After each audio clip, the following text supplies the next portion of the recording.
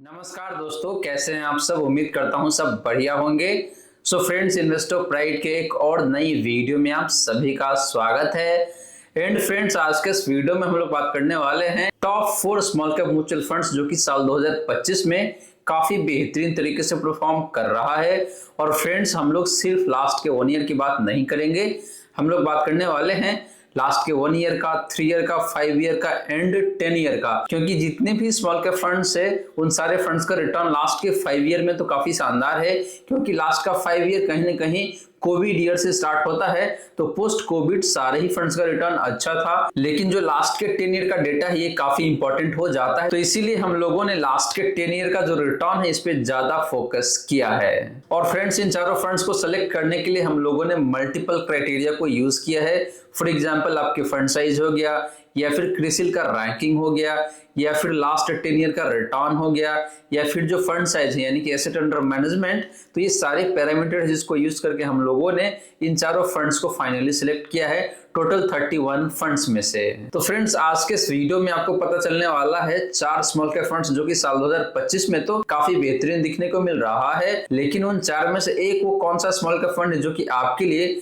आने वाले टाइम में बेहतरीन तरीके से रिटर्न बना के दे सकता है। बट फ्रेंड्स, ध्यान रहे, इन्वेस्ट करने से पहले आप खुद भी रिसर्च कर ले and post that only decide करें कि भाई आपके लिए कौन सा स्मॉल कैप फंड कितना बेहतरीन हो सकता है। वहीं फ्रेंड्स, अगर आपके मन में कोई डाउट है या फिर कोई क्वेश्चन है तो कमेंट सेक्शन में पूछ सकते हैं, या फिर आप मुझे इंस्टाग्राम पे भी फॉलो कर सकते हैं। इंस्टाग्राम पेज का जो लिंक है आपको डिस्क्रिप्शन में मिल जाएगा, या फिर इस वीडियो में भी कहीं ना कहीं डिस्प्ले हो रहा होगा, तो आप इंस्टाग्राम पे जाकर मुझे फॉलो कर सकते हैं। एंड अगर आप इस चैनल पे पहली बार आए हैं तो आप इस चैनल को सब्सक्राइब कर सकते हैं, वीडियो को लाइक कर सकते हैं एंड वीडियो को शेयर भी कर सकते हैं। तो चलिए फ्रेंड, पहले बात कर लेते हैं कि भाई हम लोगों ने इन चारों स्मॉल कैप फंड्स को सिलेक्ट कैसे किया है out of 31 small cap fund, और कौन कौन से क्राइटेरिया है जिसको हम लोगों ने यूज किया है। तो फ्रेंड्स, यहाँ पे देखें तो टोटल 31 स्मॉल कैप फंड्स है और सारे के सारे डायरेक्ट प्लान ही होने वाला है। और यहाँ पे हम लोग कुछ क्राइटेरिया सेट करेंगे यानी कि कुछ फिल्टर लगाएंगे, और उसके बाद देखेंगे कि भाई कितने फंड्स बच जाता है। तो सबसे पहला क्राइटेरिया है आपका क्रिसिल का रैंकिंग, यानी कि क्रिसिल का रैंकिंग मिनिमम 3 स्टार का होना चाहिए। तो हम लोग यहाँ पे 3, 4 और 5 को सिलेक्ट कर लेंगे।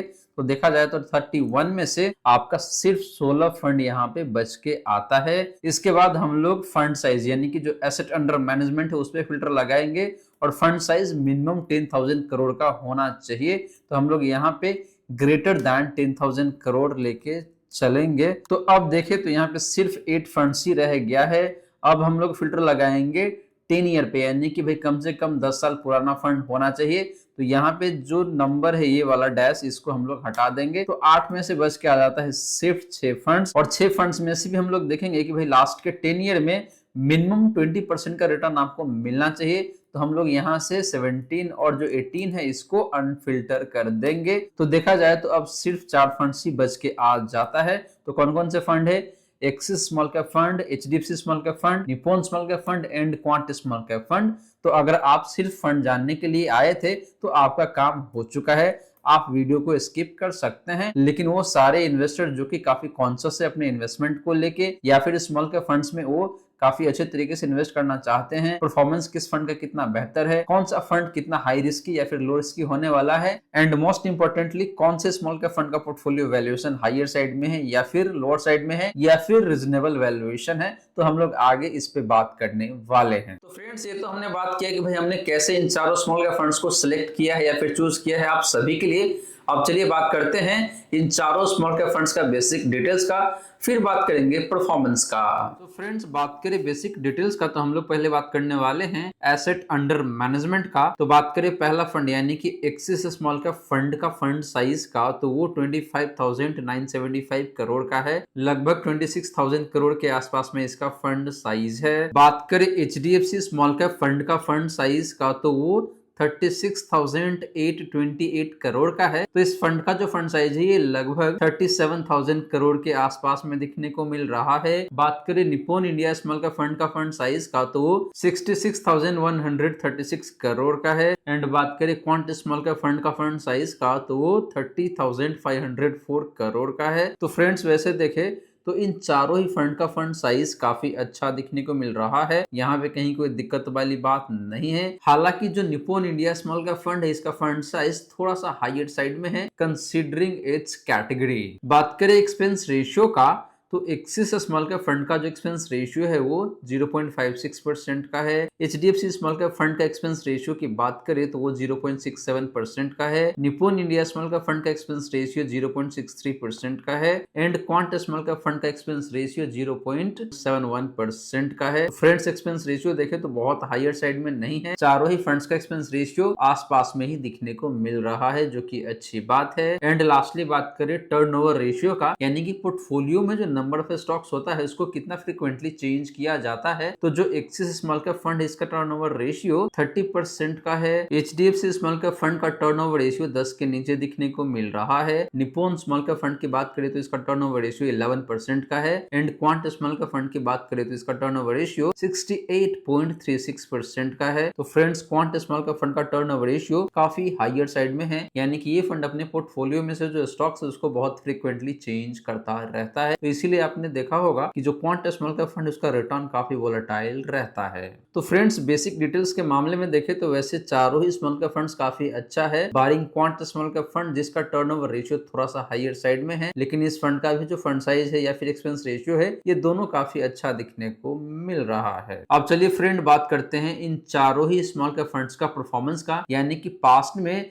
लास्ट के 1 ईयर में, 3 ईयर में, 5 ईयर में या फिर 10 ईयर में इन चारों स्मॉल कैप फंड्स का परफॉर्मेंस कैसा रहा है और आने वाले टाइम में इन चारों फंड्स का परफॉर्मेंस कैसा रह सकता है। तो बात करें परफॉर्मेंस का, तो हम लोग पहले बात करने वाले हैं लास्ट 1 ईयर का। तो एक्सिस स्मॉल कैप फंड का जो रिटर्न है लास्ट 1 ईयर का वो 1.57% का है। एचडीएफसी स्मॉल कैप फंड ने लास्ट 1 ईयर में 0.84% का रिटर्न बना के दिया हुआ है, लगभग 1% के आसपास में है। Nippon India small cap fund की बात करें तो इसका जो रिटर्न है लास्ट 1 ईयर का वो -5.05% का है, यानी कि लास्ट 1 ईयर में निप्पॉन स्मॉल कैप फंड ने आपको लगभग 5% का लॉस बना के दिया हुआ है। सिमिलर सा कहानी है क्वांट स्मॉल कैप फंड का, इस फंड ने भी लास्ट 1 ईयर में आपको 5 से 5.5% के आसपास का लॉस बना के दिया हुआ है एंड बेंचमार्क ने भी आपको लास्ट के 1 ईयर में 5.27% का लॉस बना के दिया हुआ है। तो ये दोनों फंड्स का रिटर्न अपने बेंचमार्क के आसपास में ही दिखने को मिल रहा है, लेकिन जो पहला दो फंड है यानी कि Axis small cap fund and HDFC small cap fund, इन दोनों फंड्स का रिटर्न अपने कैटेगरी एंड बेंचमार्क से लास्ट 1 ईयर में काफी शानदार दिखने को मिल रहा है। बात करें लास्ट के 3 ईयर का, तो एक्सिस स्मॉल कैप फंड का जो रिटर्न है वो 20.3% का है। एचडीएफसी स्मॉल कैप फंड ने लास्ट के 3 ईयर में आपको 23.32% का रिटर्न बना के दिया हुआ है। निप्पॉन स्मॉल कैप फंड की बात करें तो इस फंड ने जो रिटर्न दिया है लास्ट के 3 ईयर में वो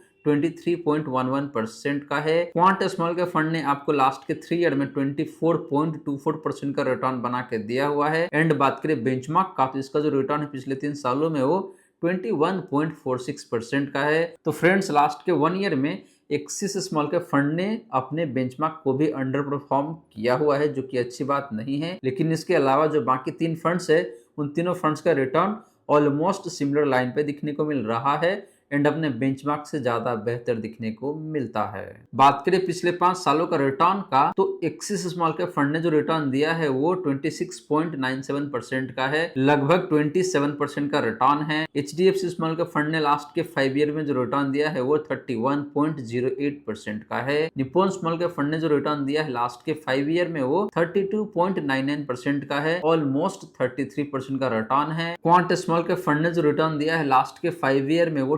28.86% का है एंड बेंचमार्क ने जो रिटर्न दिया है लास्ट के 5 ईयर में वो 27.84% का है। तो फ्रेंड्स लास्ट के 5 ईयर में भी देखे तो एक्सिस स्मॉल कैप फंड ने अपने बेंचमार्क को मार्जिनली अंडर परफॉर्म किया हुआ है, लेकिन जो ये 3 फंड्स है इन तीनों फंड्स का रिटर्न लास्ट के 5 ईयर में भी काफी शानदार दिखने को मिल जाता है। बात करें पिछले 10 सालों का, तो एक्सिस स्मॉल कैप फंड का जो रिटर्न है वो 20.21% का है। एचडीएफसी स्मॉल कैप फंड का जो रिटर्न है लास्ट के 10 ईयर का वो 19.83% का है। निप्पॉन स्मॉल कैप फंड ने जो रिटर्न दिया है लास्ट के 10 ईयर का वो 21.63% का है। क्वांट स्मॉल कैप फंड ने जो रिटर्न दिया है लास्ट के 10 ईयर में वो 20.27% का है। एंड बेंचमार्क की बात करें तो इसका जो रिटर्न है लास्ट के 10 ईयर का वो 15.8% का है। तो देखा जाए तो लास्ट के 10 ईयर में चारों ही फंड्स का रिटर्न अपने बेंचमार्क से बहुत ही शानदार दिखने को मिल रहा है। स्पेशली बात करें निप्पॉन स्मॉल कैप फंड का and quant small cap fund का, तो इन दोनों फंड्स का रिटर्न ज्यादा बेहतर है लास्ट के 10 ईयर में देखा जाए तो यहाँ पे। तो फ्रेंड्स परफॉर्मेंस के मामले में देखें तो नियरेस्ट पास्ट में, यानी कि मैं बात कर रहा हूँ रिसेंट पास्ट का,